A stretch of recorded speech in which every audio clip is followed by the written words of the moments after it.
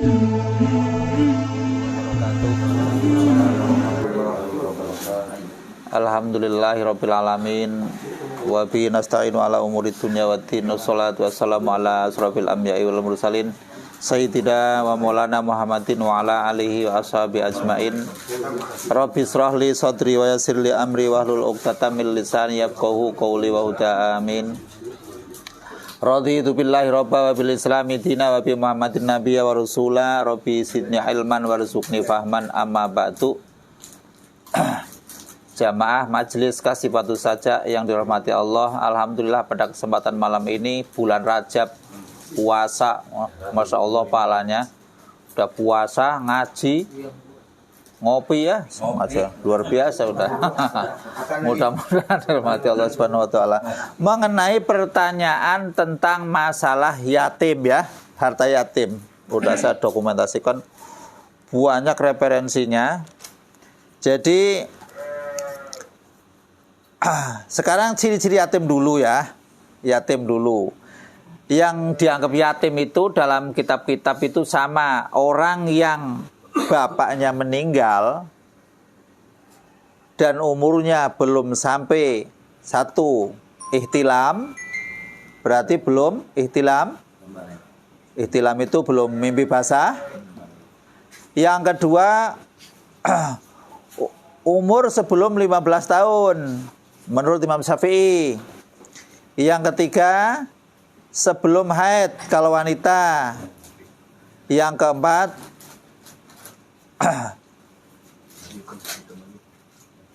ada ciri-ciri yang belum tumbuh bulu kemaluan. Ketika waktu perang Rasul juga mengeceknya begitu. Itu menurut pendapat yang kuat. Jadi kalau misalkan kok anaknya yatim itu kok sudah hamil, walaupun umurnya kok kurang dari 15 tahun, ya tetap itu bukan yatim. Atau sudah mimpi basah, itu juga sudah bukan yatim. Jadi itu ya dulu ya, yatimnya dulu. Jadi lah masalah harta yatim itu benar-benar luar biasa sulitnya itu. Termasuk dosa yang paling besar, grupnya dosa besar. Itu yang 7 itu. Tapi memang ulama ada yang mengatakan dalam hadis dalam Quran, wa man kana ghaniyan falyastafif wa man kana faqiran falyakul bil ma'ruf. Jadi barang siapa yang memang kaya, kalau ngurusin yatim, yo jangan ngambil. Tapi kalau memang fakir, yo makanlah dengan urep. Urep itu menurut adat, kebiasaan, ujratul misli, kan kayak gitu. Lah ternyata Quran ini biasa yang dijawab oleh para kiai pakai yang ini nih, pakai yang ini. Tapi Quran ini ada yang mengatakan sudah di cancel atau dinas oleh ayat 29 surat An-Nisa. Ya ayyuhalladzina amanu la taqulu amwalakum bainakum bil batil illa an takuna tijaratan an tarotin minkum. Nah ini wahai orang-orang yang beriman, nah, ini di situ la taqulu amwalakum bainakum, jangan kau makan harta kalian semua di antara kalian bil batil. Ini bil batil nih. Tapi panggilannya ya ayyuhalladzina amanu ya di depannya ya. Ila antakuna tijarotan, berarti boleh kalau model sistem dagang. Antarotin dari sama-sama, ridho minkum dari kalian semua. Ternyata ayat ini di Aisarut Tafasir, kitab Aisarut Tafasir, tak cek. Jadi intinya orang tidak boleh makan hartanya anak yatim kalau mampu. Kalau mampu nggak boleh. Sama sekali nggak boleh, sama sekali ini nggak ada yang meringankan, itu nggak ada. Kalau tadi bil ma'ruf itu boleh kalau yang miara itu orangnya miskin atau fakir. Boleh makan sekedar kebutuhan ekonomis. Artinya sekedar ekonomis bagaimana? Kalau orang itu makan biasa cukup pakai tahu tempe, kadang-kadang telur, ya itu. Jangan royal, menang-menang ada duit banyak. Nggak boleh. Memberi makan yatim pun juga harus ekonomis sesuai dengan urap adat. Nggak boleh ini duitnya dia ini buat nyenengin dia, beli ini beli ini tuh. Nggak boleh, harus ekonomis. Terus kalau misalkan wah ini paling punya duit dia ini mau dibeliin pakaian yang mahal juga nggak boleh. Harus yang umum. Nggak boleh itu. Kalau sampai istilahnya makan dari itu, kalau keadaannya fakir atau miskin, itu pun ulama-ulama mengatakan mendingan kau ngomong utang dulu. Kalau kamu mampu, ntar dibayar lagi. Tapi kalau tidak mampu, ya namanya tidak mampu karena memang biar anak yatim, ya monggo. Tapi kalau sampai makan hartanya anak yatim, entah itu karena memang atas nama yayasan, atas nama apa segala macam, jangan coba-coba udah dah. Urusannya itu langsung di dunia kena, akhirat juga luar biasa. Ngeri anak yatim. Di sini dalam satu keterangan, innalladzina yaquluna amalal yatama dzulman innama yaquluna fi butunihim naro. Jadi An-Nisa ya 10. Jadi sesungguhnya orang-orang yang makan hartanya anak yatim dengan zalim itu bukan berarti orangnya sakit terus diambil duitnya, bukan. Artinya makan itu tidak sesuai dengan anggaran yang ditetapkan dalam syariat. Itu udah zalim. Innama yaquluna fi butunihim nar wa sayaslawna sa'ira. Itu semua yang ada di perut itu semua akan jadi nar semua, api neraka semua. Kan luar biasa. Termasuk dalam hadis yang diriwayatkan oleh hadis-hadis sahih itu termasuk istanibu sab'al mubiqat. Termasuk salah satunya aklu malil yatim. Jadi makan anak yatim itu gandengnya dengan makan riba. Terus yang pertama itu syirik, yang kedua itu sihir, yang ketiga itu qatlun nafsi allati haramallahu illa bil haq, makan riba, makan harta yatim, terus kabur dari peperangan ketika lagi sedang perang. Terus kodab ini suka nuduh, kadang-kadang nuduh kamu zina ya segala macam. Itu nggak boleh itu. Kodab kayak gitu itu termasuk dosa besar yang biang-biangnya. Nuduh, ada perempuan baik-baik, oh kamu penzina ya. Waduh, hati-hati itu. Dosa besar. Jadi banyak sekali kalau masalah harta yatim itu sama sekali tidak ada toleransi. Saya cari nggak ada toleransi. Toleransinya cuma itu doang. Boleh dimakan bil ma'ruf. Itu pun ayat ini ada yang mengatakan sudah di-cancel dengan ayat yang ini.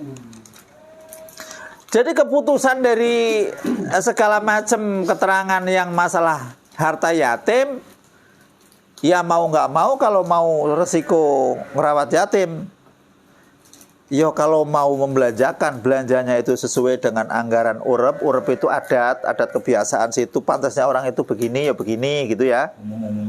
Umum, jangan termasuk kalau butuh pakaian ya cukup butuh pakaian aja, udah nggak usah beli yang mahal.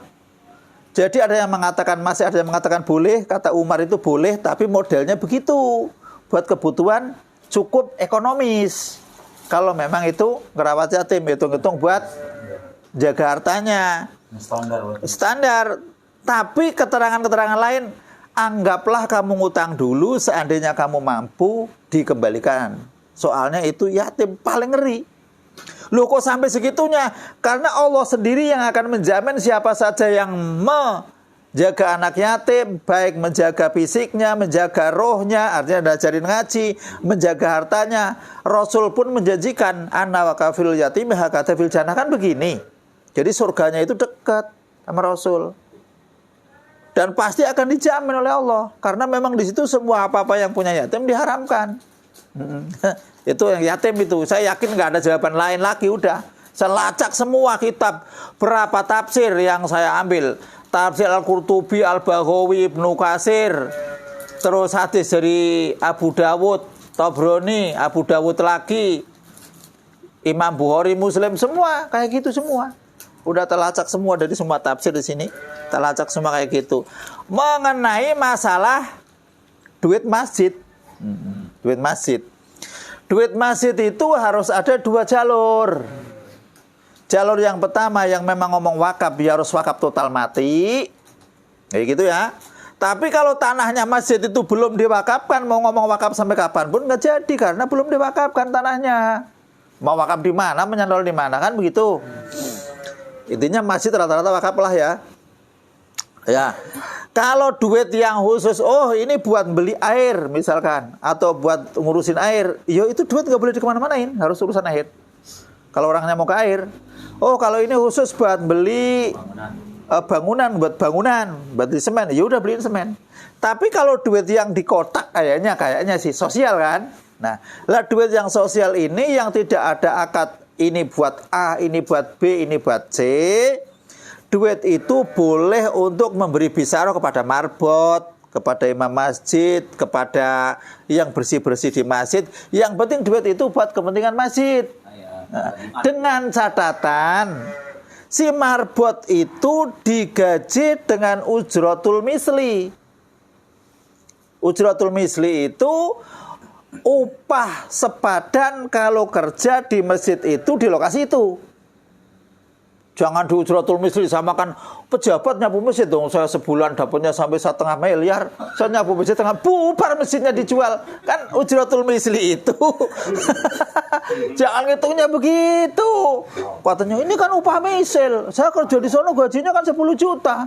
Masa di masjid ini cuma dikasih itu 50.000? Ya lain lagi. Ujratul misli itu upah sepadan yang di masjid itu di kampung itu. Itu pun yang diperkirakan si marbot itu memang membutuhkan. Kalau marbot memang tidak membutuhkan, alangkah baiknya jangan. Itu kayak gitu. Harta-harta kayak gitu, yang orang-orang urus kayak gitu, kalau memang lillahi ta'ala itu yakin gantinya itu cepat. Cuman karena kebanyakan orang yang sudah berkecimpung di dalam panitia A, B, dan C, DKM segala macam, kadang-kadang ngambil gaji sendiri, mentang-mentang megang duit, silakan aja. Sama enggak? Masing-masing. Silakan bubar urusan mah. Enggak boleh itu urusan. Jadi marbot bisa dikasih dari uang masjid boleh. Ya buat kecukupan sehari-harinya, pakaian yang layak itu boleh. Yang imam juga boleh, yang ngajar ngaji juga boleh, segala macam boleh. Tapi kalau memang nggak dikasih, ya itu kayak DKM-nya terlalu ya, kebangetan. Setahun kok masih sarung BHS 1 katanya kok mahal bener BHS, jelas setahun nih.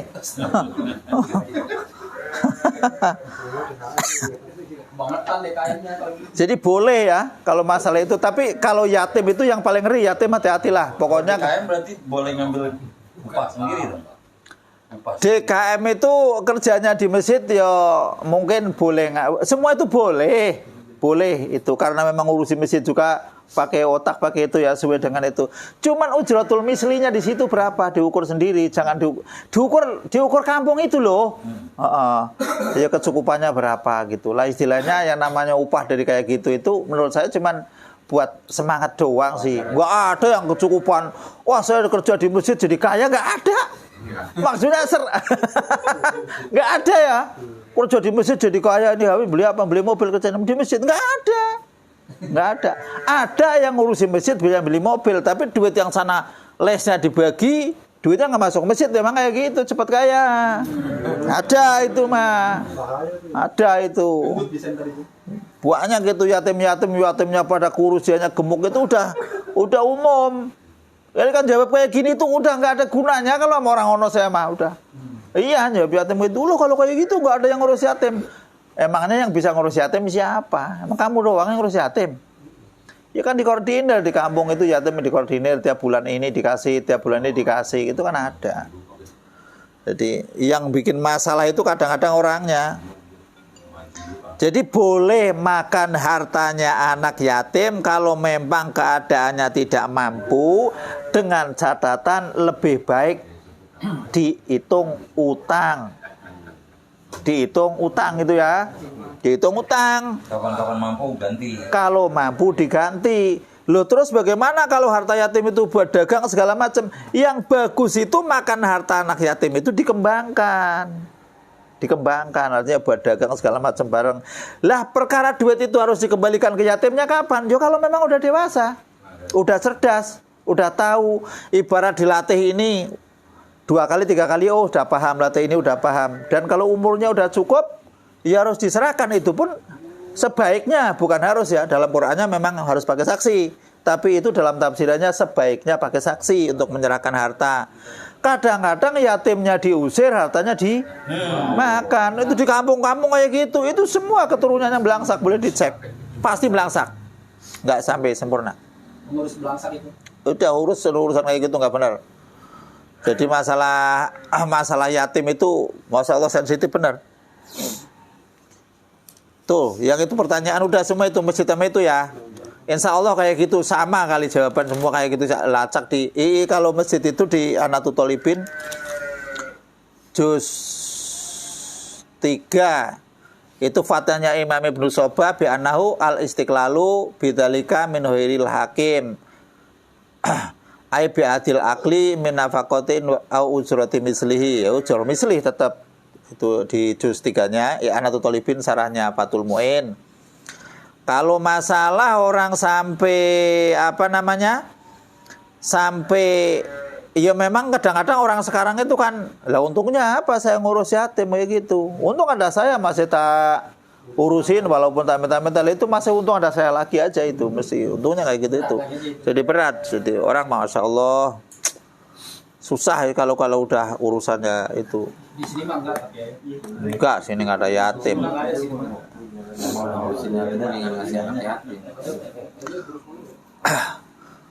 Pokoknya kalau ketemu yatim ya kalau nggak bisa ngerawat dengan itu ya mendingan jangan open sama hartanya lah.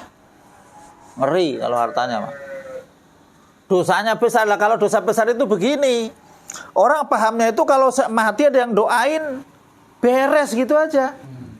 Pahamnya orang begitu. Oh berarti kamu itu ngajinya dari dulu ya asal ngaji doang. Jadi yang namanya dosa besar itu kalau belum ditobati ke bawah mati, itu di akhirat kalau Allah berkehendak untuk memaafkan bisa masuk surga. Kalau Allah tidak berkehendak ya udah di neraka, kan kayak gitu. Tapi kalau yang lain, kalau yang musyrik emang total ya, kalau musyrik total. Lah kalau dosa besar itu dilakukan oleh orang di dunia, maka puasa-puasa yang macam puasa kayak gini Rajab, terus puasa-puasa harian atau sholat sunnah segala macam itu tidak bisa menghancurkan dosa kecil. Nggak bisa, karena terhalang oleh dosa besar.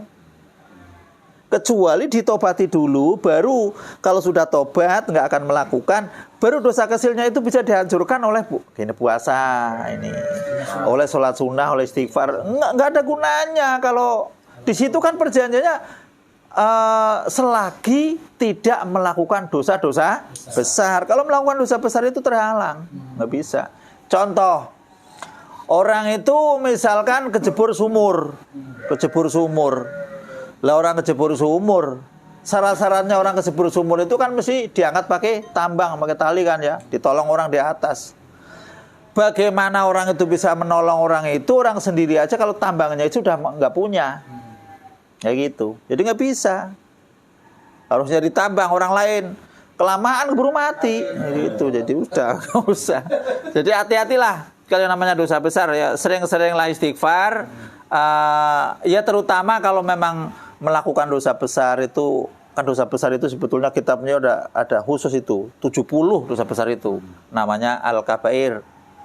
Jadi salah satunya itu yang gengnya emang yang musyrik itu, tapi yang hibah termasuk dosa besar, termasuk kalau rentenir karuan, rentenir mah udah karuan itu. Udah besar itu namanya sabul mubikot, namanya aja mubikot kan, menghancurkan kan. Nah iya, menghancurkan yang lain. Jadi termasuk orang meninggalkan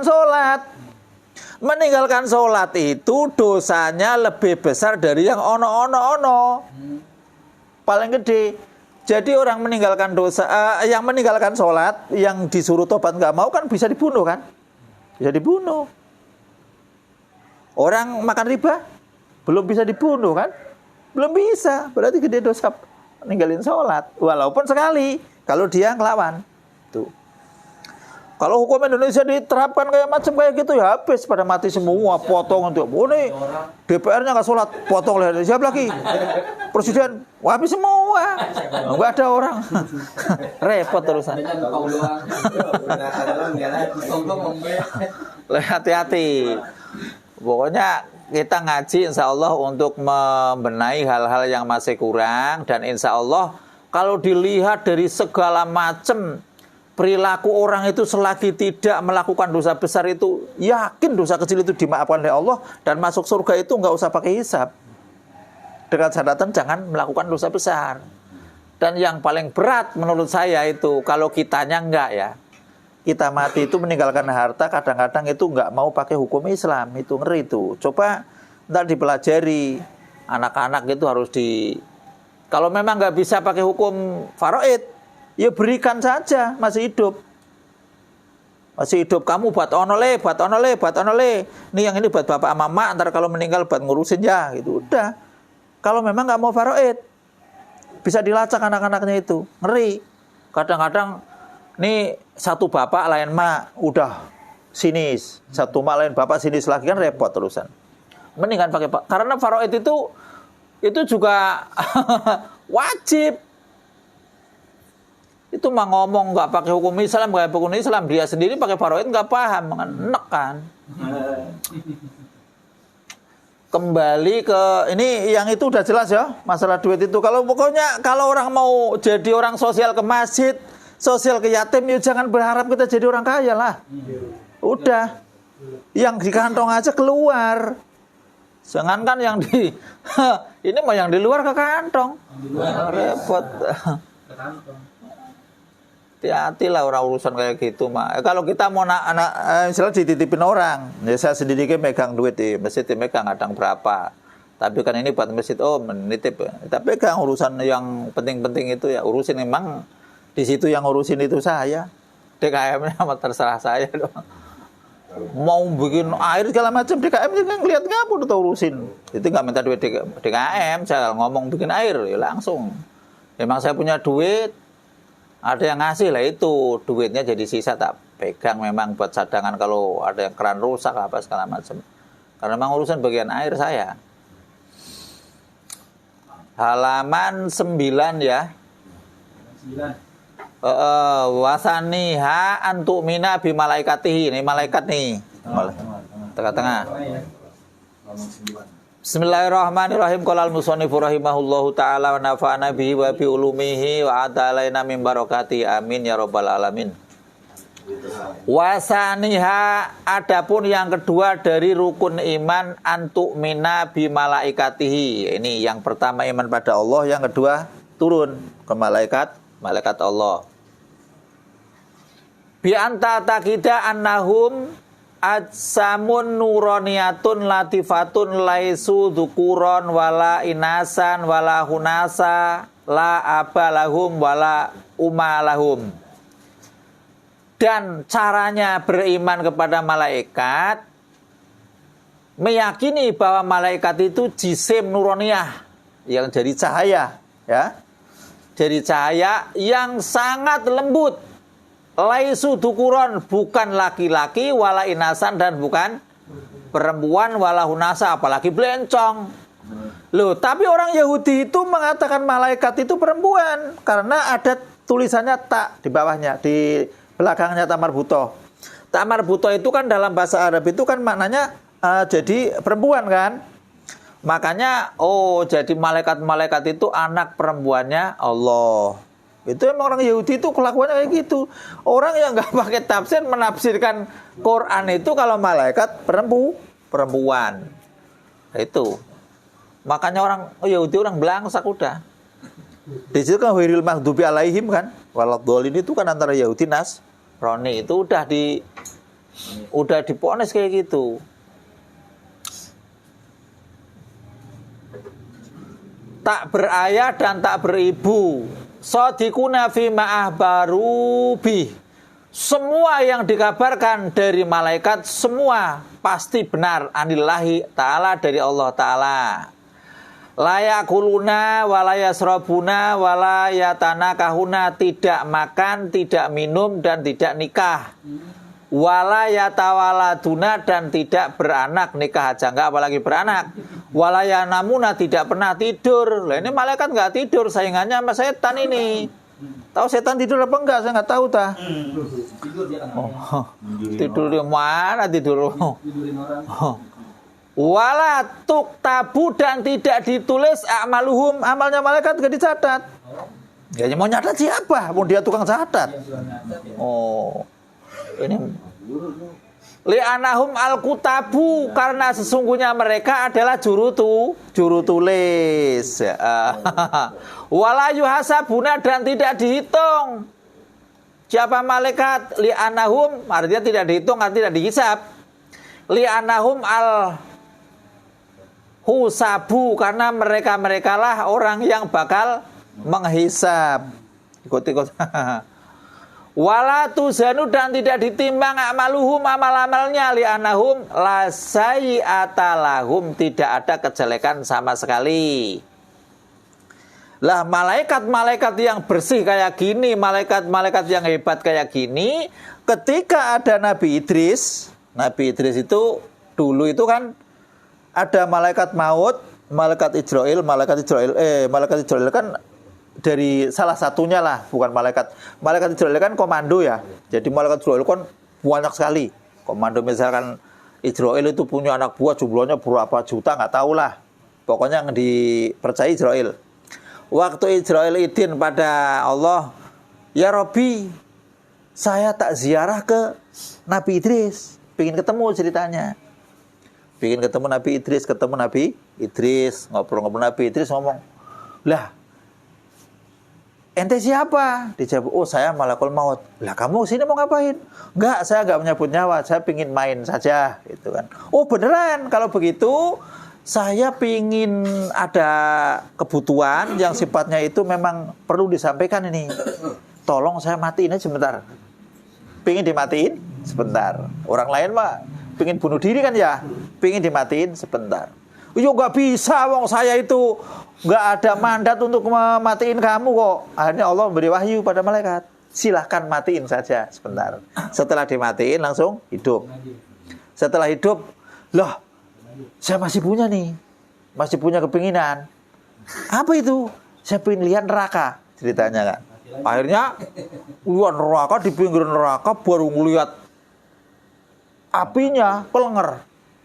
Wah, dibawa pulang. Kelenger. Setelah kelenger, ya lama-lama namanya katanya sudah mati, udah ngeliat neraka kan harus ke surga katanya. Pingin ke surga. Lah ke surga ya nggak bisa, saya kan cuman jaga doang, ini kan cuman main-main doang, nggak bisa ini. Akhirnya dikasih wahyu, boleh ke surga. Lah gimana caranya? Diambilin ranting surganya itu, terus dibawa keluar, akhirnya naik tah. Mencolot ke dalam ceritanya itu kan. Ceritanya itu kitabnya saya masih ingat kitabnya. Di sini nih, halaman itu. Halaman pas Nabi Idris lah. Jadi setelah ke dalam, yang nang di surga kan enak ya. Ya tapi kan belum waktunya lah, ini belum waktunya menghuni kan. Akhirnya balik lagi lah. Lah tapi Nabi Idris itu kan hidup di langit yang keempat kan. Kalau Musa yang pertama ya. Musa. Jadi tingkatannya masih tinggal Nabi Idris. Nabi Musa itu di langit pertama. Nabi Musa kan nabi yang istilahnya paling arogan. Malaikat pati aja ditempeleng matanya sampai coplok. Iya kan? Wah, malaikat aja dikebruk copot, apalagi orang Kipti digebek mati. Gepeng langsung. Lah itu malaikat itu alaihi musallam ya, alaihi musallam. Lah itu malaikat Idris waktu itu kadang-kadang di langit yang keempat, kadang-kadang ke surga. Keempat surga terus kan? Malaikat itu enggak terima. Ya Robbi, kenapa ini masa hambamu yang suka lupa, suka lalai, suka salah segala macam kok jadi rombongan malaikat yang mukorobin kayak begini? Kan kayak gitu kan, malaikat iri. Setelah malaikat iri, kata Allah, berarti kamu menghina anak Adam ya? Itu kan. Innakum ayyartum bani Adam. Sesungguhnya kalian itu menghina Bani Adam. Silakan kalian berkumpul, cari orang yang malaikat yang terpintar, sampaikan ke saya, akan saya turunkan ke bumi, akan saya setel sebagaimana anak Adam. Akhirnya kumpullah para malaikat. Setelah kumpul, memilih yang namanya Harut wa Marut. Harut Marut dipilih oleh seluruh malaikat yang terpandai. Waktu itu paling baik. Waktu itu Harut Marut itu diturunkan ke bumi. Itu diturunkan ke bumi itu disetel. Onderdilnya itu ya pingin makan, onderdil pingin nikah, onderdil pingin minum, onderdil pingin hawa nafsu lah. Akhirnya bekerja tiap hari itu menjadi hakim. Pagi turun menjadi hakim, selama sebulan itu wah semua masalah beres semua, karena semua nggak ada yang korupsi, nggak ada yang monopoli, wah semua pokoknya beres, jujur, yang namanya malah kuat. Pagi kerja, sore nyebut nama Allah, sayapnya keluar terbang. Setelah bulan kedua hari pertama, datanglah seorang perempuan namanya Zahra dari Paris. Karena sudah lang-lang buana mencari keadilan itu tidak pernah mendapat keadilan, ketemulah Harut Marut. Ketemu Harut Marut di situ, Harut Marut melihat Zahra dengan pakaian termahalnya, dengan wanita Paras yang paling cantik pada saat itu, nggak ada lawan lagi. Harut Marut itu sudah kelabakan, kelepek-kelepek karena rambutnya terurai. Dilihat dari belakang, oh semua wis pokoknya sifat-sifatnya paling sempurna. Udah nggak bisa jadi hakim, udah bingung kelimpungan. Wis serba salah udah. Akhirnya waktu itu kan pulang perempuan. Pertama di situ udah nggak beres nih urusan. Besoknya datang lagi.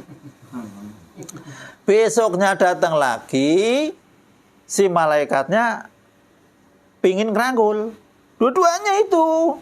Dia pengen kerangkul, nafsunya jalan, sifat nafsunya jalan. Akhirnya nggak bisa. Persyaratannya kalau kamu bisa musyrik dari Allah, monggo nyembah berhala maksudnya. Kalau kamu nyembah berhala, silakan ikut saya. Nggak bisa, udah kamu bunuh. Itu bro dosa besar. Udah kamu ini minum arak. Udah kamu ini segala macam, semua persyaratan-persyaratan tidak bisa dipenuhi karena masih ingat kemalaikatannya. Setelah besoknya akhirnya nggak kuat perempuannya, karena dia diikutin ke rumahnya. Setelah diikutin ke rumahnya, dodok-dodok pintunya, akhirnya masuk, ya disukuin segala macam. Ini yang ngomongnya tadi itu, demen itu. Ini udah nggak bisa jadi hakim, udah kacau udah. Tempatnya, kantornya udah kosong, ini udah ngikutin perempuan. Akhirnya di situ, ini lengkap di kitab ini. Setelah di situ juga sama pingin istilahnya gauli si perempuan tadi. Tidak bisa, syaratnya harus antak budal asnam. Nggak bisa, tetap nggak bisa. Udah kalau begitu bunuh, nggak bisa. Udah lah, kalau itu kan dosanya langsung ke Allah, gede. Udah kalau minum arak kayaknya itu kan urusan arak sama saya doang gitu kan. Akhirnya minum arak. Falama intasaya, ketika dua-duanya mabok, gantian zina. Si perempuan tadi di zina. Zina belum kelar ketahuan sama masyarakat.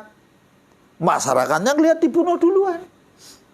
Udah dibunuh, kalau kamu nggak mau sujud sama berhala, kamu tak diprovokatori supaya dihakimi masa kan.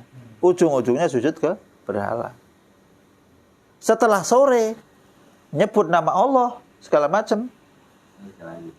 Ininya sayapnya nggak keluar. Setelah sayapnya nggak keluar, ya bingung nggak terbang kemana. Ingat Nabi Idris, ya. Nabi Idris disebut, Nabi Idris ceritakan ke Nabi Idris, ya Nabi Idris kan yang namanya Nabi.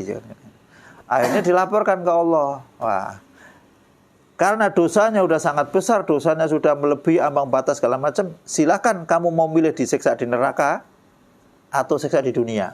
Kayak gitu. Si malaikat itu milih disiksa di dunia. Jadi tentunya itu sudah tobat. Ya tobat juga udah tetap aja itu tobatnya malaikat aja, ya. Tetap neraka itu disiksa di dunia. Sekarang digantung di Babilonia, di Irak sono. Dari zaman itu sampai sekarang. Jadi digantung di sumur. Itu jelas banget kalau kisahnya itu Pak, di semua tafsir ada. Itu di Al-Mukarram Abah Yayono kan ngaji Qisasul Quran apa ya? Qisasul Quran ya. Pasti ada itu. Jadi malaikat yang iri kepada nabi kepada anak cucu Adam aja baru hidup sebulan 1 hari aja sudah nggak kuat. Jadi nggak ada udah yang berani sekarang malaikat wah anak Adam mah istighfar aja dimaafkan, istighfar maafkan kayak gitu. Jadi sangat memang beratnya jadi anak Adam. Ya kita ngomong iya kita ngaji. Iya nggak ngaji. Ngelihat yang ono, pingin ono ada duit bayar. Ingat yang ono lakinya dicaruk, yang perempuannya dibawa kan banyak kayak gitu. Ya nggak ngaji, yang ngaji aja kadang-kadang kayak gitu. Oh lah kagak. Makanya kalau yang ada orang korupsi, ada orang segala macam itu namanya anak Adam. Malaikat kayak gitu kali setelah lihat Darut Marut kayak gitu. Ngeri kan? Tapi jangan buat enak terus anak Adam ini, jangan begitulah. Jaminan anak Adam. Tapi alhamdulillah anak Adam sekalipun dosanya itu banyak, besar dan segala macam, selagi tobat tetap legalitas dimaafkannya itu ada. Kalau umat dulu hancur kamu badung, jadi monyet, jadi babi langsung, jadi kelinci, itu ada semua. Zaman Nabi Nuh nggak mau, delepin langsung sama banjirnya, hilang kemana? Nabi Lot, udah hancur.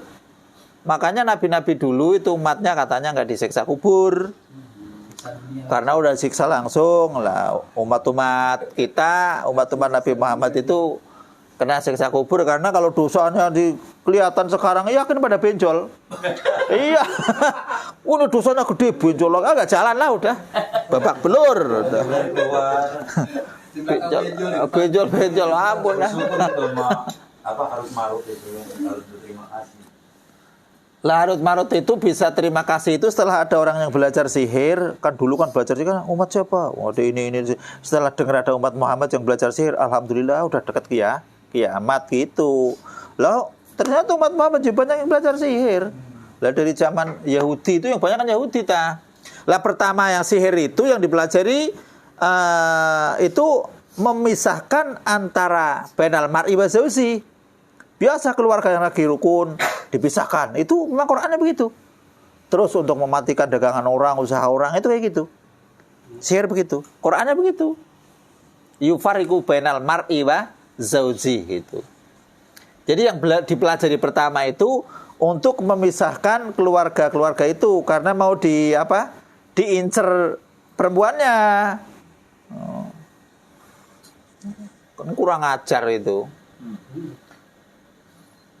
Ilmu sihir. Walaupun si Harut Marut itu mengatakan sekalipun kamu belajar sama saya ini merupakan fitnah, ya tetap aja namanya orang yang badung mau ingin belajar aja. Wayu saruna dan dikumpulkan siapa para malaikat ma'al jini bareng sama jin wal insi dan manusia. Lah yang penting ini yasfauna memberi syafaat para malaikat fi usoti bani adama di dalam beberapa pendosa-pendosanya anak cucu Adam. Jadi kalau anak cucu Adam yang banyak dosa juga, kalau mungkin yang suka suka tawasul ke malaikat, memberi ya intinya kan sholawat kepada Rasul pada malaikat itu, mendoakan pada malaikat itu kan bukan berarti Rasul banyak dosa atau pingin apa kan enggak. Jadi rahmat itu kan tidak terbatas. Rasul sudah sempurna, punya sholawat, salam segala macam sudah ada, tapi tambah. Makanya di situ kan derajat yang paling tinggi terus, quswa, darajatul quswa gitu kan. Jadi niatnya kita baca sholawat itu untuk menambah sholawat serta salam kepada Rasulillah. Kita mendoakan malaikat segala macam itu untuk mendapatkan tambahan rahmat dari Allah gitu. Tambahan loh ya. Jangan supaya Rasul itu dapat sholawat dan salam. Salah. Tambahan. Ini buat Rasul, buat ini. Rasul itu sudah dimaafkan, sudah segala macam. Ditambah, iya. Jadi rahmat yang belum ditambahkan kalau kita baca sholawat. Jadi malaikat-malaikat yang suka kan dulu ada satu kisah dalam satu kitab itu, ada orang itu tiap berdoa itu Allahumma firli wali malaki samsi. Ya Allah, maafkanlah aku dan malaikat penjaga matahari. Itu ceritanya itu karena saya aja di sawah kayak gini panasnya luar biasa, apalagi yang jaga. Mungkin orang pikirannya itu kan pikiran dirinya kan begitu kali ya. Berarti malaikat panasnya kayak apa? Ya Allahumma firli wali malakis samsi. Saya lupa kitabnya itu. Setiap doa kayak gitu, meninggalnya itu hilang. Konon itu dibawa malaikat ke sana dalam kisahnya. Karena memang orang ini tiap hari mendoakan Allahumma firli wali malakis samsi. Jadi mendoakan malaikat juga ada efeknya. Jadi malaikat tambah kemuliaannya. Aman doa malaikat maut dan pasti. Supaya gak kesini. Supaya cepat. Jangan dia nyabutnya pelan-pelan. Ada yang urus. Jadi malaikat itu nyabutnya pelan-pelan atau tidak itu bukan karena kenal kemalaikatannya, bukan. Malaikat sendiri nyabut sendiri juga bisa. Tetap harus kayak gitu standarnya. Udah ada SOP-nya. Udah ada. Malaikat itu tahu nyabut nyawa itu sengsara, itu rasanya luar biasa itu setelah nyabut nyawanya sendiri. Kan kelakuan. Kalau tahunya sekarang mending saya belum mati ya. Ini kan tahunya besok kalau dia mau nyabut nyawanya sendiri, Masya Allah. Walayan kihuna lan ora nikah sapa para malaikat wa annahum sesungguhnya malaikat yakununa kama kanu fid dunya. Jadi cuman alamnya alam malakut. Wa hada yaqtadi anal hura. Lompat ini ya. Lompat. Yasfauna fi usati bani adama wa yarahumul mu'minun fil jannati. Berarti di dalam surga itu bisa saling melihat. Sekarang emang nggak bisa, tapi di surga bisa saling melihat. Sama, ketemu semua. Wa yadkhulunal jannata wa yatanawaluna ni'mata fiha bima Allah. Sama, malaikat juga masuk surga mendapatkan apa yang memang diberikan oleh Allah dari nikmat-nikmat. Walakin qala Ahmad Suhaimi di sini terangkan, jadi malaikat nikmatnya kayak apa? Karena malaikat nggak pernah makan, nggak pernah minum. Waja'an Mujahid ma yaqtadi annahum la yaquluna fiha. Jadi tetap di dalam surga nggak makan malaikat. Nih kata Imam Mujahid, wala yasrabuna juga enggak minum. Wala yang kihuna juga tidak nikah. Wa annahum yakununa kama kanu fid dunya. Mereka itu sebagaimana kita di dunia. Cuman enggak makan, enggak minum, enggak nikah. Wa hada yaqtadi sama anal hura wal wildana kadzalika. Bidadari dan anak-anak yang di surga itu wildan kadzalika juga enggak makan juga enggak minum gitu. Jadi ada kenikmatan tapi kenikmatan yang beda dengan kita ya. Jadi kenikmatan itu kan kalau pikiran kita, saya pernah dengar ada orang ngaji itu di TV itu katanya, wah di surga itu mau pesta seks katanya. Di sini kan ditahan-tahan. Katanya Ustadz itu gemblong apa kempeng. Orang mau masuk surga itu yang dipikir itu masuk ke mana? Mau masuk ke rumah. Ya pengen ketemu sama yang tuan rumahnya, yang mulia. otaknya itu kotor itu pikiran saya mah. Waduh, itu orang wah. Ya memang benar bebas apa saja. Tapi kalau kita mau masuk ke rumah orang itu yang pingin ditemuin yang punya rumah kan. Mestinya begitu, nikmat tertinggi yang punya rumah. Udah masuk ke rumah orang gak ada rumah itu sininya udah takut udah kemaling apa kan repot terusan. Oh itu orang mengawur aja. Masya Allah saya mah wajarnya di TV belangsak aja bikin kesel aja. Ya jangan kayak gitulah ngomong yang bener ah. Pikirannya pikiran hawa nafsu doang.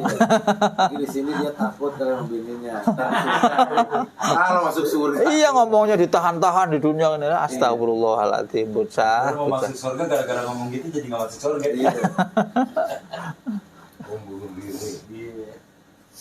Gak tahu lah udah niat jelek nih.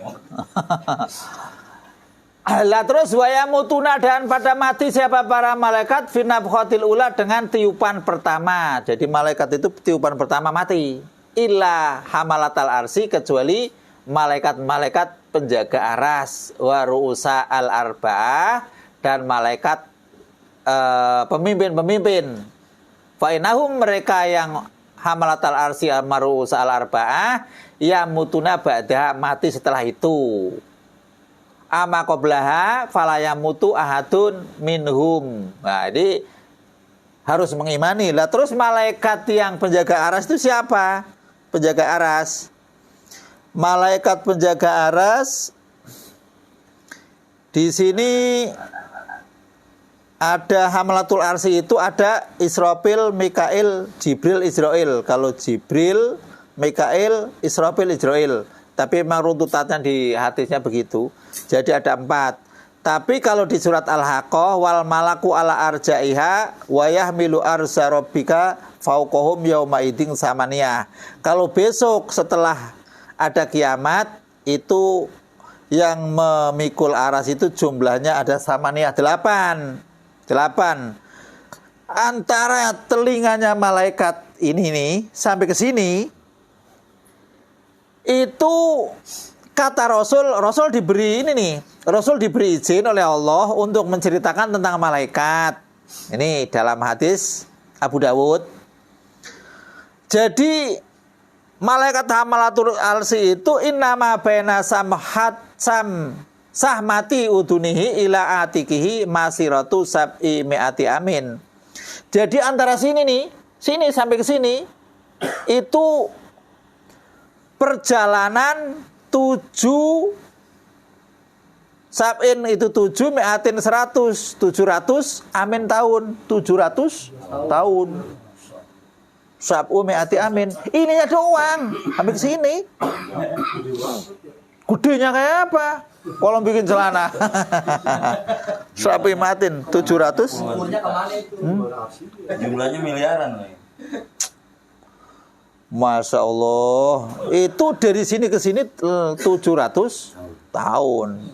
Itu diriwayatkan oleh Abi Dawud. Itu Rasul diberi bocoran ini kalau saya di sini Allah untuk membocorkan masalah kalau memang malaikat yang menjaga aras itu dari sini sampai sininya itu 700 tahun kalau jalan kaki.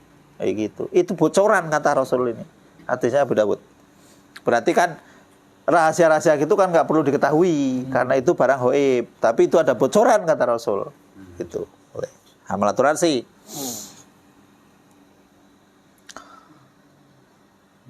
Kalau yang ru'usaul arba'ah yang pemimpin itu di sini yudabiru amrod dunya arba'atun Jibril, Mikail, terus malakul maut wa Israfil. Ya malaikat itu aja. Malaikat yang pemimpin itu 4 itu. Jadi yang mengatur dunia.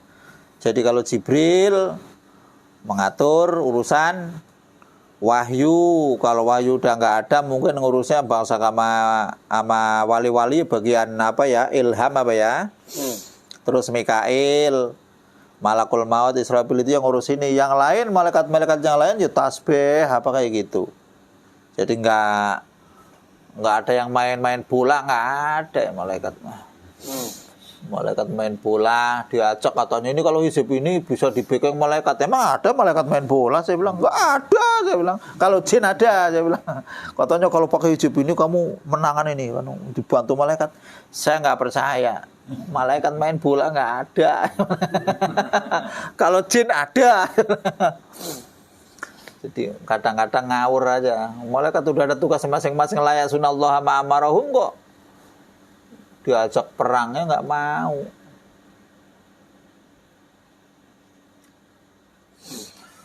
Fayajibul imanu, maka wajib mengimani bi anahum balihuna, mereka semua itu sampai fil kasroti di dalam jumlah yang banyak ilahadin maring batas, jadi nggak ketemu jumlahnya malaikat. Layak alamuhu, yang tidak bakal diketahui kecuali Allah yang tahu saja, alal ijmali, atas gamblangan aja udahlah. Ilaman waroda ta'yinuhu. Jadi kalau jumlah malaikat nggak bisa ditentuin jumlahnya berapa, nggak bisa. Ada yang ngomong jumlah malaikat itu sekian, asok tahu lah. Udah jelas nggak? Itu kan Jibril Mikail 10 itu kan cuman sempalan doang. Wah nggak tahu. Kalau Jibril aja, dari Jibril aja jumlahnya berapa itu kan nggak tahu. Termasuk di hadis juga nggak ada? Nggak ada. Kalau sudah nggak ada itu kita suruh iman aja gemblang, udah nggak ada di hadis. Dicari di hadis mana nggak ada.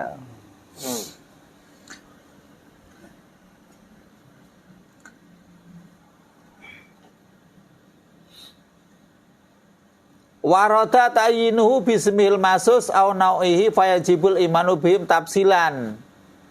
Fal awalu ka Jibril. Lah ini kalau memang yang mau ditafsil itu kan percaya Jibril, Mikael, Israfil, Israel, Munkar, Nakir, Ridwan, Malik, Rokib, Atid, Waruman. Tahu Ruman? Nah ini nggak tahu kan?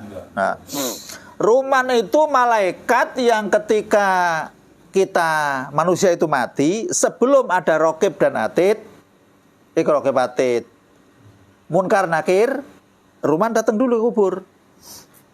Nah, Ruman itu nggak garang. Bukan malaikat, bukan. Malaikat datang dulu untuk memberi informasi bahwa kamu akan ditanya oleh Rokib Atid. Maka kamu harus nulis amal-amalmu gitu. Suruh nulis amal-amalnya. Lah saya kan nggak punya pen. Pakai jarimu. Lah saya kan nggak ada tintanya. Pakai ludahmu. Lah kan nggak ada bukunya. Disobek kan kapannya. Lah ditulis. Nah itu amal-amalnya itu untuk membackup ada Rokib dan Munkar Nakir. Itu namanya malaikat Ruman, ya. Malaikat Ruman. Jadi kita kan nggak jarang dengar ya. Jadi malaikat Ruman. Oh, baru dengar.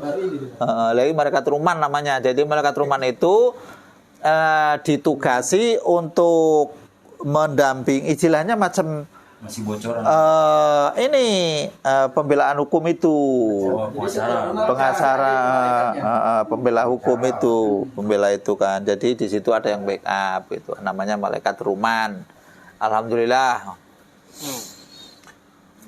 Wasani yang kedua itu, yang kalau yang pertama malaikat grup itu kahamalatil arsi, malaikat pemikul aras, wal hafadoh, wal katabah. Lah ini kalau katabah ya Rokib Atid gitu ya. Hafadoh itu malaikat yang tukang jaga yang tadi.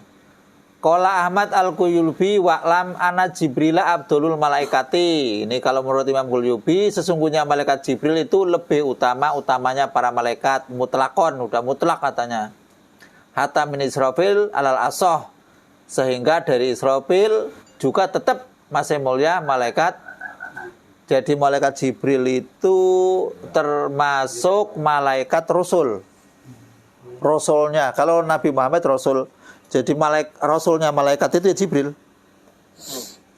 Jadi diutus ke Rasul itu kok arsal nahu malakan. Berarti ya ini Jibril, jadi Rasul.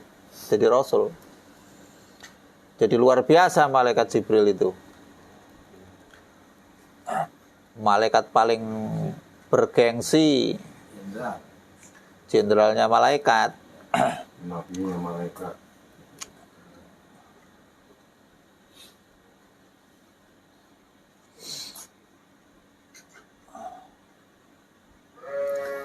Qolal Al-Jalaluddin As-Suyuti Al-Jalal As-Suyuti, Imam Agung As-Suyuti, Imam Suyuti yang punya tafsir Jalalain, kitabnya banyak Imam Suyuti, imam kita ini. Wa anahu yahduru mautaman yamutu ala wudu'in. Nah ini yang perlu dicatat, ini lumayan satu. Wa anahu sesungguhnya malaikat tadi Jibril ya, iku yahduru hadir, datang siapa Jibril mau taman pada matinya seseorang, yamutu yang mati siapa orang ala wuduin yang masih bawa wudu. Jadi malaikat Jibril itu kalau ada orang wudu ditungguin berarti. Jadi kalau orang yang matinya itu bawa wudu di backup sama malaikat Jibril. Kalau Jibril datang aman Jibril mah. Oh lah ini makanya kalau menurut kita ya, kita usianya udah tua lah. Jadi kalau memang waktunya itu kerja, sebelum kerja kita wudu aja udah. Jadi kita kerja wudu itu sudah di backup malaikat itu, masih dirahmati oleh malaikat tuh. Dijaga. Artinya ketika kita itu kok mati dalam kerja di situ, itu sudah husnul khotimah, udah langsung disebut malaikat. Iya. Jangan sampai putus dulunya. Kalau bisa kayak gitu, diupayakan. Jadi mau tidur wudu ya, mau tidur wudu. Bangun tidur kan kita sholat subuh wudu.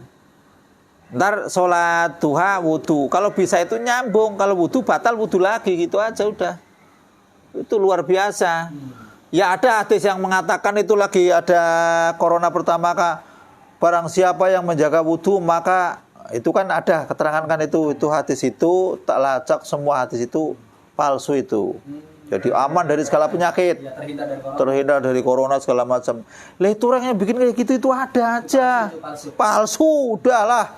Dicari nggak ada, gimana nggak palsu? Bukhari, Muslim, Abi Dawud, Tirmidzi, Nasa'i, semua hadis itu sampai yang gede-gede sampai lecek nggak ada sama. Ngawur ngomong pada sembarangan aja. Yo yang jelas kalau dawamil wudu itu membawa membawa berkah jelas, membawa rahmat jelas. Tapi kalau sampai aman dari penyakit nggak bisa. Orang nyatanya wudu ya mati kok. Iya kan? Orang lagi sholat mati ada kan? Iya berarti jangan gampang. Kalau kita sebelum tidur ambil air wudu, ya mau berhubungan. Ya urusannya lain kali. Yang penting kita mau tidur wudu. Oh iya. Nggak urusan beres. Mandi dulu boleh. Mandi dulu.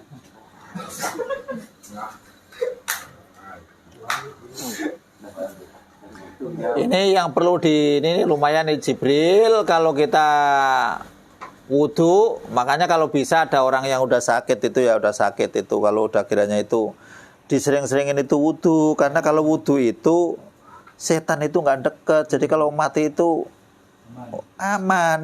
Kalau nggak bisa tayamum. Jadi wudu itu jangan gimana kalau orang yang sakit wudunya gimana? Pakai semprotan. Jangan pakai kecubuk ya repot, pakai selang yuk. Pakai semprotan aja, dicerut. Kan asal isi ngalir kan boleh. Itu kan. Pakai lap nggak boleh ya? Kalau pakai lap nggak boleh, kalau yang itu harus ngalir, harus ngalir. Akhirnya itu lagi. Kalau cerut di sini kan, misalkan buat muka kan masih bisa ngalir. Jadi irit maksudnya airnya. Pakai semprotan burung itu lebih aman kan. Jangan pakai kobakan, yo banjir lah. Jadi sebetulnya wudu itu irit. Cuman karena orang Indonesia itu air itu melimpah, wudunya sambil mandi jebur. Oh enak aja kayaknya. Walah nggak ada bayar. Oh enak benar. Adem. Ya boleh, tapi kalau orang wudu sambil nyebur ke kali, kalau airnya memang cukup, niatnya monggo kapan aja boleh. Tapi kalau airnya itu kok sedikit, celup, itu kalau sudah selesai tenggelam baru niat. Mentas itu bisa sah. Tapi kalau airnya cuma sak drum nih misalkan ya, masuk drum, niat dulu. Ini yang kena wudu yang kaki doang istilahnya. Tapi kalau sudah kedelep kepalanya niat keluar, udah wudhu semua. Beda kan. Itu fikih, itu rumit kayak gitulah, ya nggak ada kalau orang kayak gitulah. Itu kan fikih. Hah? Kamu di kolam renang itu. Kalau di kolam mau dikopok monggo aja. Enggak langsung nyebur aja. Boleh. Kolamnya gede kan. Kalau kolam orang sih kalau ngomong kolam berarti gede ya. Iya. Oh, gampang lah, gampang. Boleh lah. Boleh. Wudhu. Boleh. Bukan masalah bolehnya, itu airnya apa? Air apa dulu? Air apa yang bisa pakai wudhu? Air apa dulu? Ya itu kan udah Tapi air itu yang di itu kan airnya ada persyaratannya ya, tohirun mutohir. Jadi air tohir mutohir itu mustahil ya. kalau kencing juga nggak masalah kalau air gede mah. Renang. Apalagi kolam renang mau diberakin orang sekampung juga istilahnya, gampangnya ngomong. Jadi begini, kalau air ukuran 2 kula ke atas ya, 2 kula ke atas itu berarti udah itulah 6 semeter udah pasti ya, 60 kali 60 udah 60 udah 2 kula. Cuman ke atas ya. Jika kejatuhan najis, kok di situ kok airnya nggak berubah, baik rasanya, warnanya, atau baunya, maka air itu masih suci, mensucikan. Madzhab Syafi'i saya ngomongnya ini ya, madzhab Syafi'i. Tapi walaupun 2 kolah ke atas, kalau kejebur bangkainya itu masuk biur, kok airnya jadi bau, walaupun airnya banyak, Nggak bisa. sekolam renang misalkan, pola jatuhan kerbu mati misalkan, ya basing, nggak bisa tetap. Atau air kecil itu di bawah yang tadi ya, 60 kali 60 bawah. Kok ternyata di situ ada bangkai jatuh. Lah, bangkai jatuh itu kok airnya nggak berubah, rasanya juga masih utuh, warna juga masih utuh. Walaupun itu nggak berubah dan masih utuh, kalau air kecil menurut madzhab Syafi'i buat wudhu sudah nggak sah. Kayak gitu. Jika air yang tadi bekas najis tadi, walaupun nggak berubah tapi kan najis tadi ya, mutan najis hukumnya kan ya, najisnya dibuang. Ada 3 tempat sama kayak gitu, dikumpulin jadi satu. Kok ada 1 kolah? Ada 1 kolah. Rasanya air masih rasa air, warnanya ya warna air, baunya ya masih bau air. Walaupun tadi ditambah air kencing segayung kasarnya, kalau rasanya masih kayak gitu, masih sah untuk wudhu. Kalau kolam renang kan baunya udah bau kaporit. Kolam renang. Lah kalau orang yang udah bau-bau dengan kayak gitu, kalau baunya itu kan memang tidak istigna itu begini. Kalau misalkan air kalau orang dulu kan kubangan itu banyak ya, luas. Terus ada pohon, daunnya jatuh, bau kan? Dari daun-daun itu kan bau.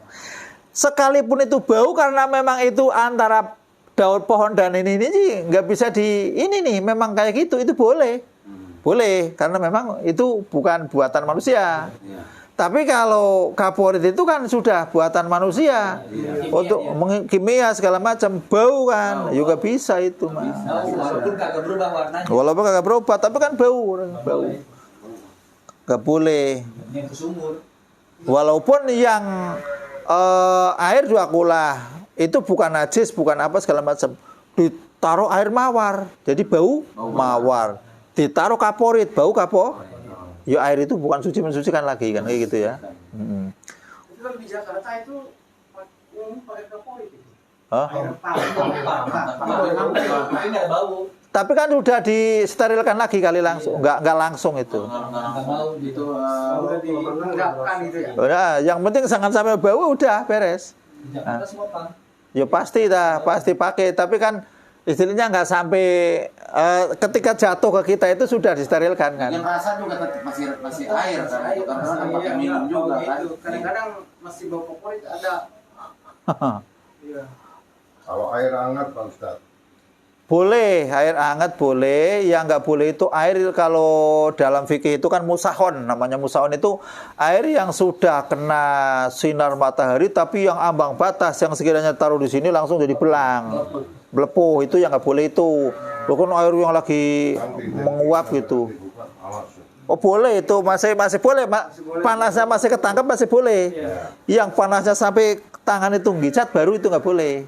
Berarti ukurannya urep itu begini. Ketika kita masuk kayak gini hangat, oh enak atau masih ketahan aman. Tapi kalau sudah kayak gini otomatis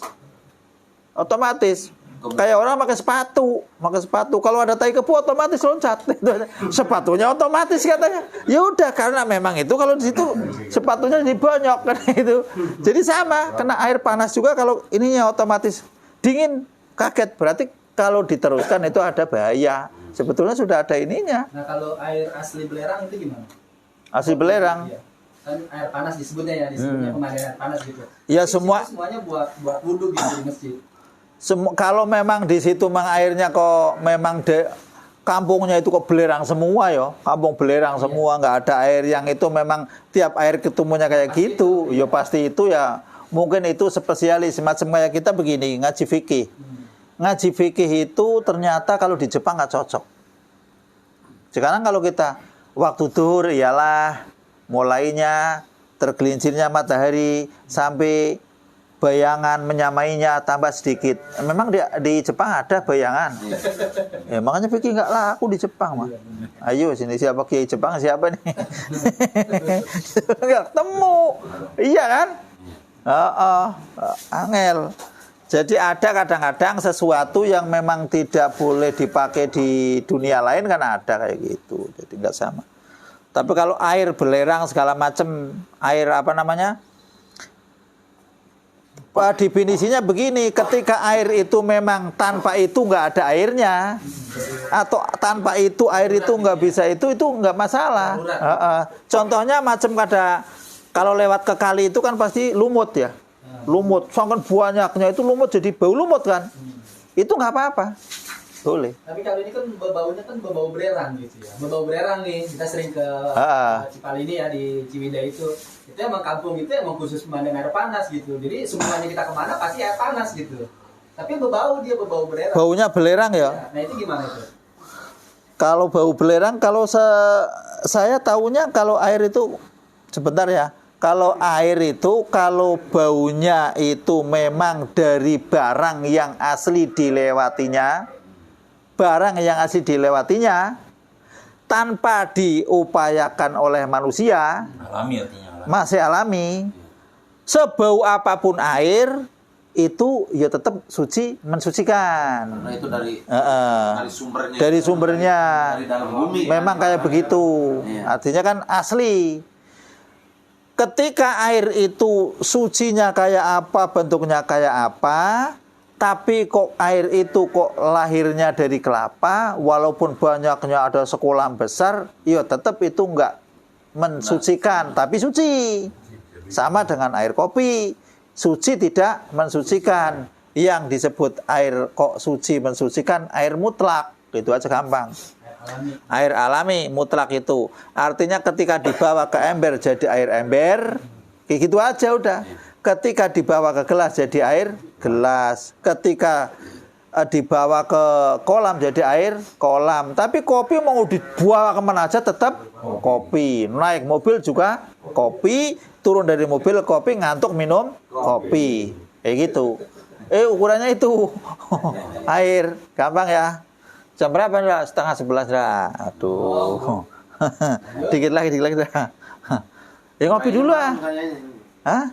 Mulainya malam. Ayo enggak lah. Isanya udah malam. Oh. Lewat.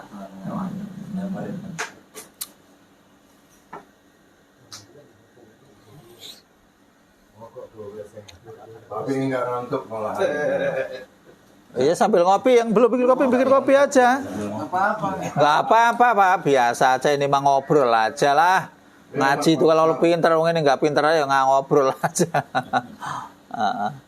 Jadi ini ada pelajaran yang penting, kita kalau wudhu, misalkan wudhu, di samping wudhu itu memang dijaga para malaikat, kalau meninggal pun dijemput atau ditemani oleh malaikat Jibril.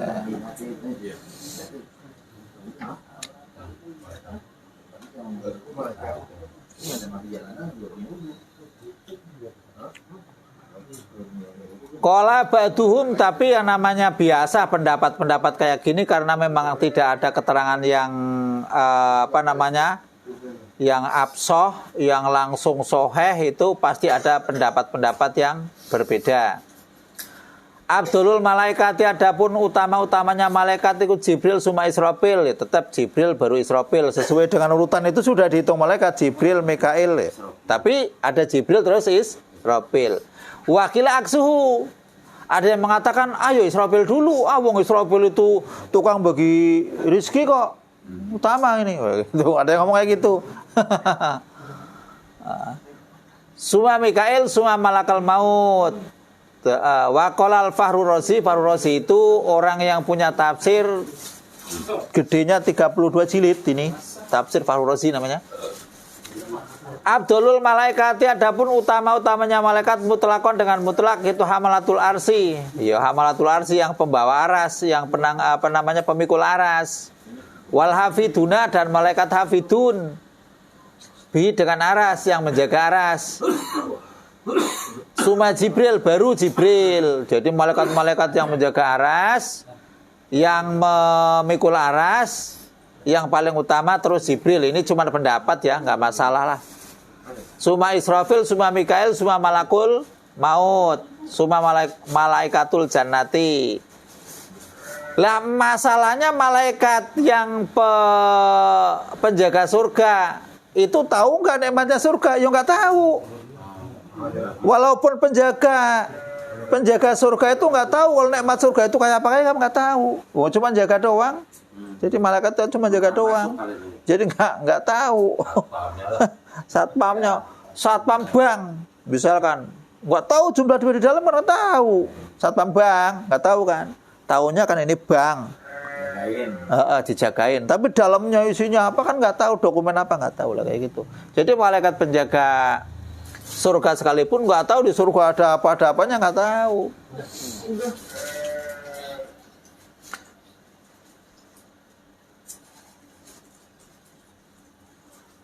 Terus suma malaikatul jannati fa malaikatun nari, malaikat jannah, malaikat nar, berarti Ridwan dan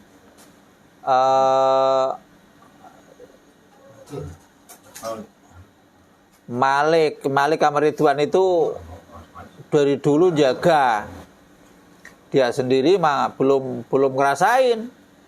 Sumal muwakaluna bi auladi Adam, lah ini malaikat yang dipasrai dengan anak cucu Adam. Ada malaikat yang ngurusi.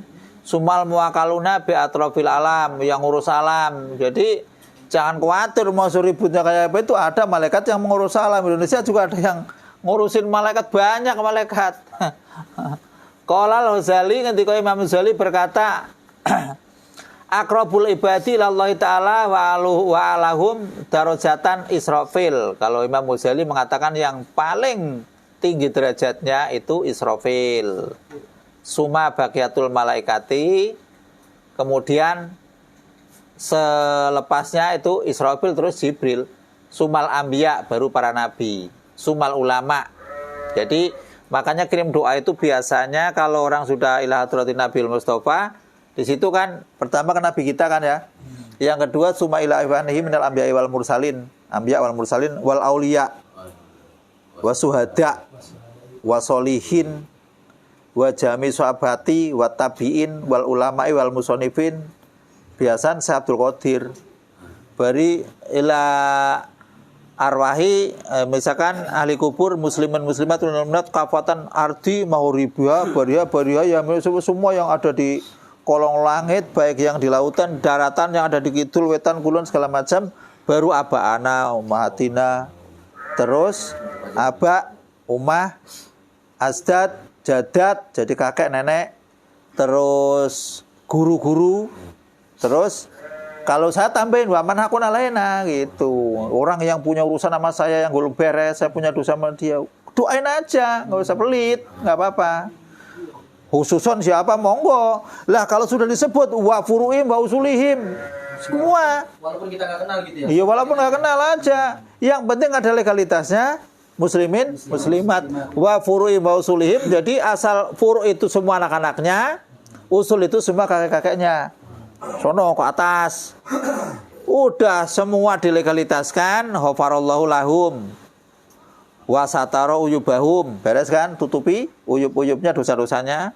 Wa nawara kuburahum, kuburannya biar bersinar. Wa askanahum fasil jinan, masukkanlah, tempatkanlah ke surga-surga yang indah. Udah beres, tutup jerat, udah beres. Nggak usah pelit-pelit. Udah saya tak ini aja lah. Yang masuk surga saya aja, kamu biar jangan. Ya nggak ada itu. Kan orang Bedui dulu itu kan ada. Waktu Bedui kencing sama di masjid itu kan kayak gitu. Udah yang dirahmati saya aja sama Rasulullah, yang lain biarin. Kan kayak gitu. Gara-gara orang lain pada melotot waktu kencing itu, Rasul enggak kan. Udah yang hormati saya aja sama Rasulullah. Waduh, melin. Ngawur dasar sempok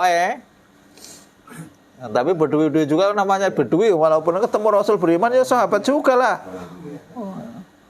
Sahabat kuculuk juga tetap sahabat, jangan main-main. Cuman kan orang yang model kuculuk-kuculuk itu kan sahabat, dia akui kesahabatannya, nggak riwayatin hadis kan, enggak. Tetap aman. Tetap sahabat dulu kayak gitu, waktu ditanya, kayak gini udah banyak amalan Rasul, udah kayaknya rumit, udah enaknya apa aja sih yang gampang aja udah lah. Itu orang-orang Bedui kayak gitu. Jadi mau ini sunah, ini malas gitu, udahlah. Itu mau udah kan aja udahlah. Yang penting yang gampang-gampang aja udah yang itu. Ya udah kalau kayak gitu kamu baca ini aja lah, tasbih. Gitu. Kapan? Ya pagi, sore. Gitu. Udahlah itu aja lah. Jadi nggak mau ribet-ribet. Jadi emang kayak gitu ada kan? Ada sahabat yang kayak gitu. Loh, kalau kita ngasih duit ke orang sodako, kita sholat duha juga sodako, kita mau ini sodako. Sahabat juga ada yang guyon aja. Kalau kita nemenin bini gimana? Ya sodako juga. Ada aja yang gitu guyon. Sama aja lah. Cuman karena ustadz-ustadznya kiai-kiainya yang neranginnya itu puanang banget. Seolah-olah itu kayak... Padahal ya kalau kayak gitu mesti rada-rada guyon lah. Nggak mungkin orang Arab. Jadi guyon, ada guyonnya tetap. Cuman guyonannya di kelasnya itu guyonan yang memang benar-benar terjadi. Jangan nyari hal-hal yang supaya diketawain orang. Itu akan bikin hati jadi gelap lah.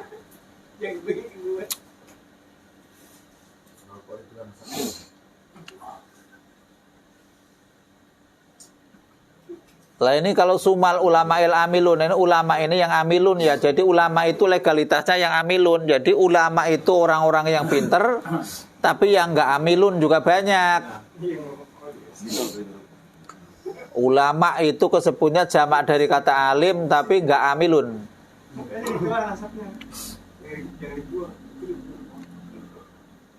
Suma salatin, nah ini kalau mau didoakan, biasa kalau orang yang dari khutbah Jumat kan ya, salatin ya. Salatin itu pemimpin, al-adilun yang adil. Ya, iya. Karena doanya, menurut saya kalau salatin adilun itu udah doanya lolos kemana kali? Iya maksudnya lolos kemana? Yang dulu kali maksudnya. Kalau yang sekarang salatin adilun kan rumit, ngelihatnya kayaknya nggak ketemu, nggak nyambung. Mungkin doanya yang adil itu mungkin buat yang dulu mungkin. Suma solihuna, jadi orang-orang yang soleh, intaha telah selesai kaul. Jadi orang-orang di sini kalau punya derajat sebagai orang soleh ya dapat doanya, dapat dari Rasul, dari malaikat juga pasti ada semua ini. Makanya orang itu kalau sudah jadi golongannya orang mukmin itu derajatnya itu Rasul sendiri suruh istilahnya wafid janahaka kan kayak begitu. Jadi untuk merendahkan diri kepada orang mukmin, padahal Rasul itu bosnya mukmin. Itu. Dedengkotnya mukmin, Rasul sendiri masih dipesan begitu. Jadi mukmin sama mukmin itu nggak ada alasan sampai mata melirik sebelah itu nggak ada sebenarnya. Nggak ada. Harus welcome benar-benar.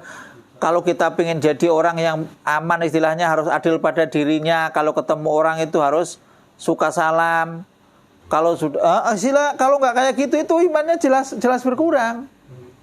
Lah adil pada dirinya itu dalam hal kita goblok, yuk kita ngaji, ada waktu sholat, kita sholat. Itu aman. Loh kita kok ilmunya gak cukup. Ngaji aja udah. Sampai mati gak bisa. Lah nyamati Allah belum bisain kok. Allah kan gak janji yang ngaji kudu pinter kan enggak. Allah gak janji kalau yang nyari kerja terus kaya kan enggak. Jadi orang yang kerja kadang-kadang gak kaya, yang gak kerja nambah parah. Oh yang kerja aja gak kaya. Nambah susah kayak gitu. Cuman yang namanya kita kerja itu niatnya ibadah gitu aja. Jangan kalau kerja pasti dapat terus ada yang doa, ya Allah, ajil. Karena ada yang doa itu, ya Allah cepatkanlah doa. Lah itu orang yang kayak gitu itu tuh, yang ujungnya doa pasti gak dijabah. Udah pasti enggak.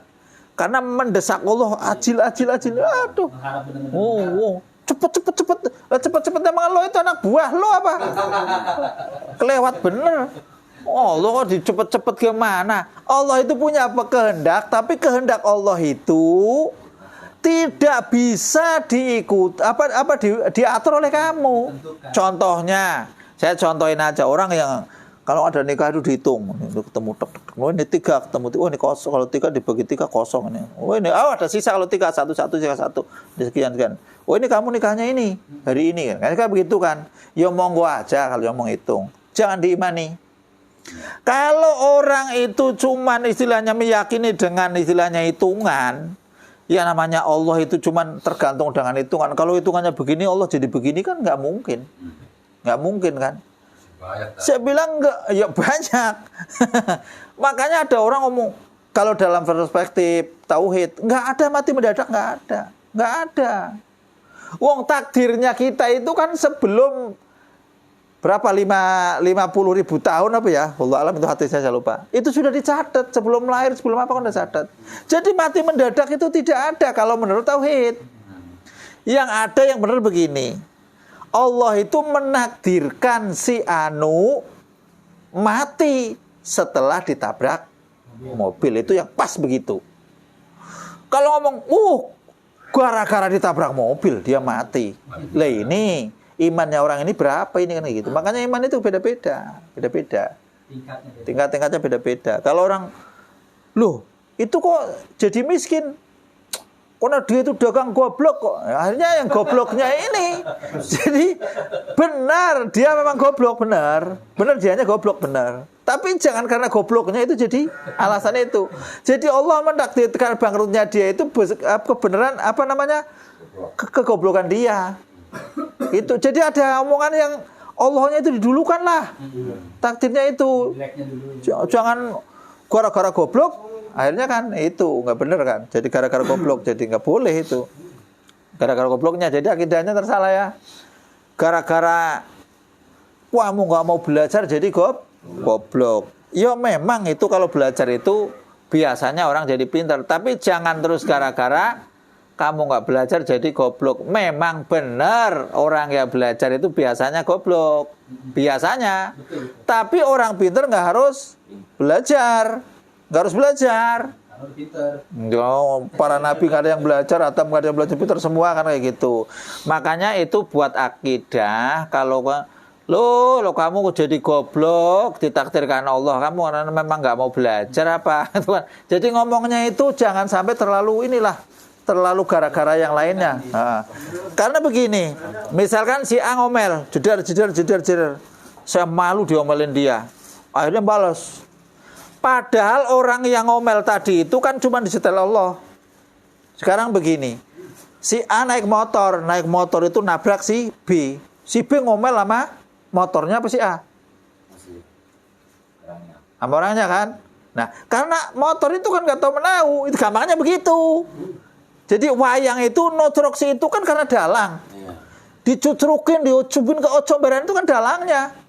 Jangan ngomelin ke wayangnya kan, istilahnya kan, ngomel ke dalangnya kayak gitu, misalkan mau ngomel ke dalangnya gitu kan. Jadi yang ngurusin itu kan Allah itu yang mengurusi segala-galanya. Jadi nggak ada istilahnya, oh kebenaran. Jadi takdirnya kita ngaji kayak gini juga diatur dari dulu udah ada. Ketemu bareng ngaji kayak gini, makan bareng, silaturahim, itu sudah diatur oleh Allah. Jadi semua itu sudah ada aturannya. Kita ketemu sini udah diatur ya Pak ya. Diatur. Kalau wah itu mah enggak, ya namanya tidak satu pun ranting atau daun yang jatuh dari pohonnya illa fi kitabim mubin, kecuali sudah tertulis dalam kitab yang jelas.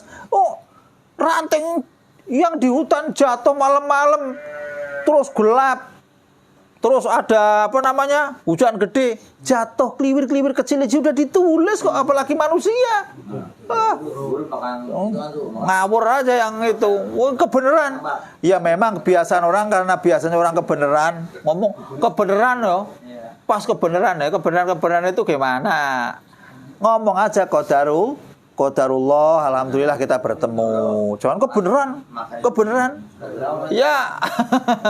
Jadi omongannya digantilah. Kalau yang biasa ngaji qadarullah, kita bertemu di sini takdir Allah. Kayak gitu. Jadi kita itu supaya imannya itu rada nyangkut gitulah. Teman-teman ada orang kepalanya benjol atau senang, ya kita masya Allah tabarakallah, supaya orang itu nggak kena penyakit apa namanya? Penyakit itu bukan ain, penyakit ain. Kalau ada orang senang ujung hebat, menang. Tahu-taunya kelimbruk, kakinya pecah gitu. Nah, kan karena kena ain itu disebut-sebut kan kena ain. Kalau dianya itu orangnya itu nggak ahli zikir, kena ain. Yo, masya Allah tabarakallah kayak gitu aja udah. Diharapkan begitu ya. Kalau ketemu orang Indonesia, masya Allah tabarakallah. Bisa kayak gitu. Yo, nggak tahu artinya nggak apa-apa. Masya Allah itu kehendak Allah tabarakallah, mudah-mudahan Allah membarokai gitu. Itu aja. Insya Allah kayak gitu.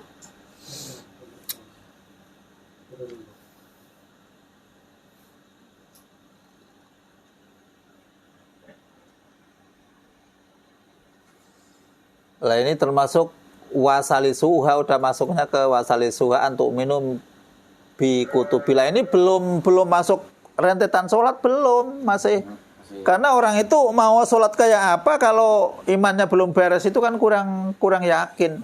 Jadi contohnya, kenapa orang sholat itu kok nggak boleh meludah ke depan, bahkan dilaknat kayak meludah ke depan? Karena kita sholat itu berhadapan pada Allah, sampai celingak-celinguk segala macam itu kan nggak benar. Apalagi yang matanya mendeleng ke atas. Tahu balik, tahu nggak matanya kata Allah? Oh, dipelototin segala macam.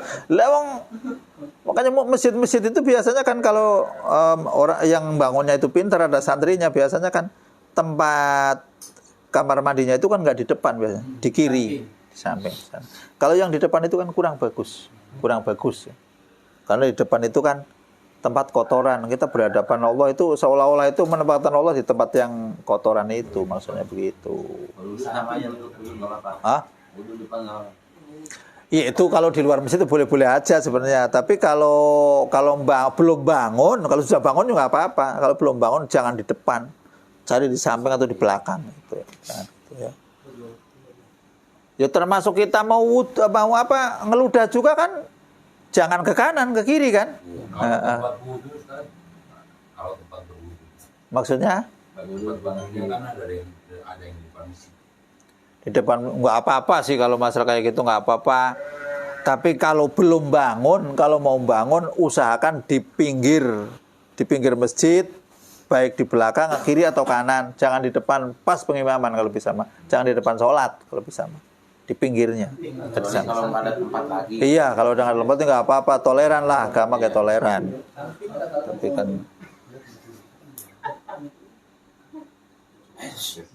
setengah 11 sampai 11. Wallahu a'lam bishawab.